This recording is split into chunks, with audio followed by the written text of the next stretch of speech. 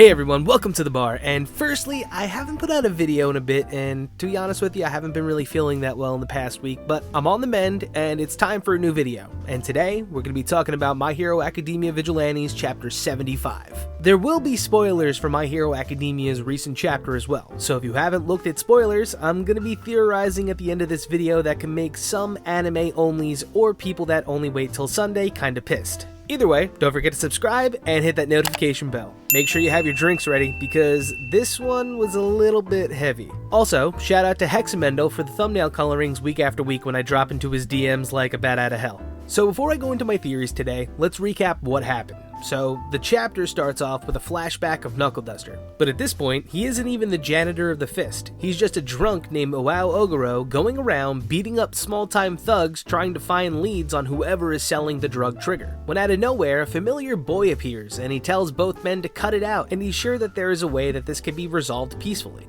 The boy is then assaulted by the thuggish-looking man as he states that he's the victim and he marches off, but then he calls out to the old man. The old man begrudgingly turns around, and the young boy offers another tissue in his pack to the hulking man with a matching bloody nose. The man turns around and walks off into the night smiling. This was the first encounter between the Naruhata Vigilantes, Knuckleduster, and the Crawler. The chapter, titled Letter, then truly kicks off, with Koichi reading the letter given to him by Knuckleduster from within Toshi Motors. The letter further explains last week's cliffhanger with Knuckleduster telling Koichi that he lied about turning him into a true blue hero. Knuckleduster said that the reason why he even said that to Koichi was to try to get through to him at the time, and that he has the utmost confidence that no matter what, Koichi would be a splendid hero. But he insists on giving Koichi one final lesson. What is a hero? He states that, to some, it's someone who exercises their quirk for the benefit of society. Secondly, it's someone who provides a good example of how to live while being true to their quirks. And in other words, it's kind of like saying you want to maintain constant harmony between quirk and society. At least that's what they try to teach you in hero school. Knuckleduster then writes to tell Koichi the story of a man named O'Clock, a hero who was known as a one-man army. Sometimes he'd work with the police, but mostly, he was a specialist when it came to fighting crime. Though at the end of the day, O'Clock just became a cog in a machine that was only meant to hold up societal order. And when it came down to a defining moment, he lacked the means to deviate from the system to deal with entities that just eclipsed common understanding. He lacked the means to struggle against the irrational or fight against a true evil. Then we get this panel of a downtrodden Ogoro, beer cans and alcohol everywhere, and he states that when people are confronted with their own helplessness, most people abandon their ideals and let themselves go. But that's where a person's mettle is truly tested. You can choose to fall into despair and become a monster, choose to do harm to others. Though the smallest fraction of those people, the rarest of the rare, they manage to hold on to their goodness and their humanity when faced with misfortune. Because depending on the individual, remaining a good person can be unimaginably hard. Though those particular people, the ones that can overcome that challenge to dust themselves off and stand back up, those are the ones that Knuckleduster deems heroes.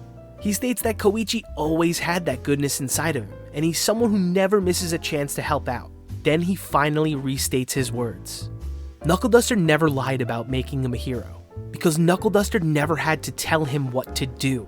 Koichi always had that answer, and to him, he's one of the rare ones, born with an unshakable goodness within his heart, a true hero, his hero. Knuckleduster then continues his encouragement by saying that he's facing an enormous challenge with few allies, and there's no shame in running away. But if someone is waiting for you to save them, you know you have to fly in there and get it done.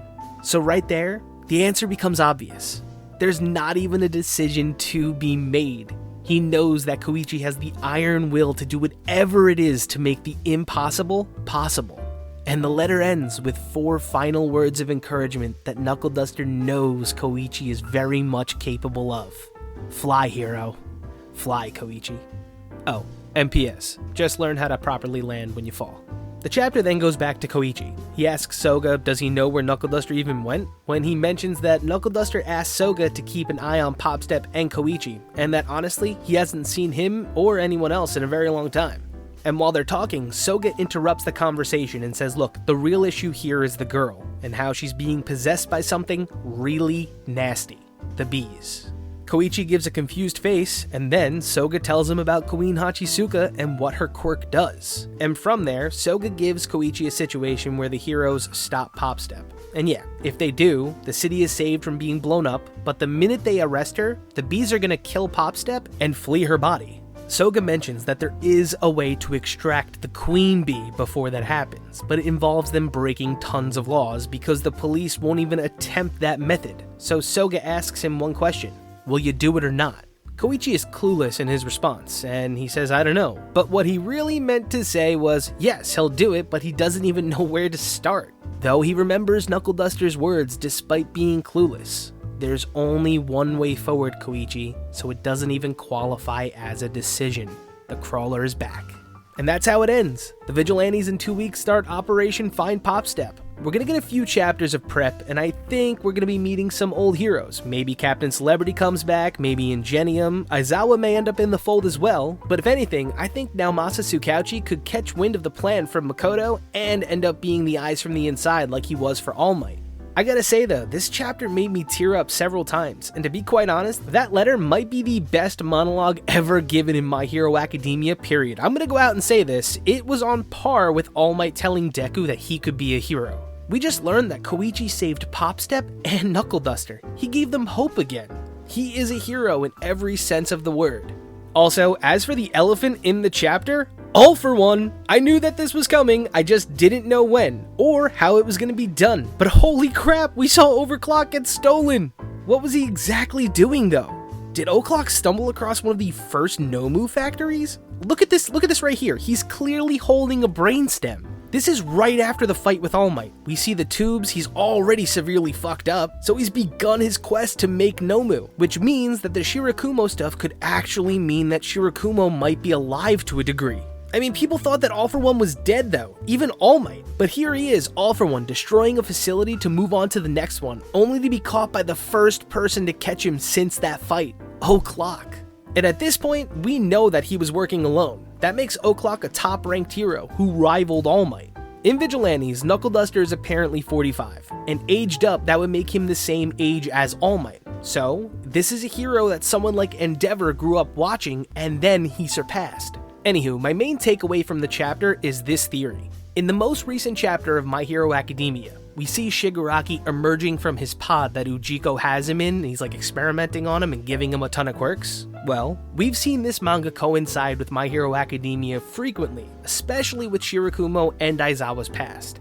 So now, my outrageous claim is, what if the reason why they showed All for One stealing Knuckleduster's quirk is that because in the most recent chapter when we see Shigaraki emerge from the pod, what if his newest quirk, well the first one he reveals anyway, is Overclock? This gives Shigaraki one way about how he'll be able to dodge Aizawa's eyesight. Also, this gives us the potential crossover that we so desperately want. Imagine Deku doing his ultra analysis on all of Shigaraki's stolen quirks because they have Ujiko in custody, when suddenly, he stumbles across this speed quirk.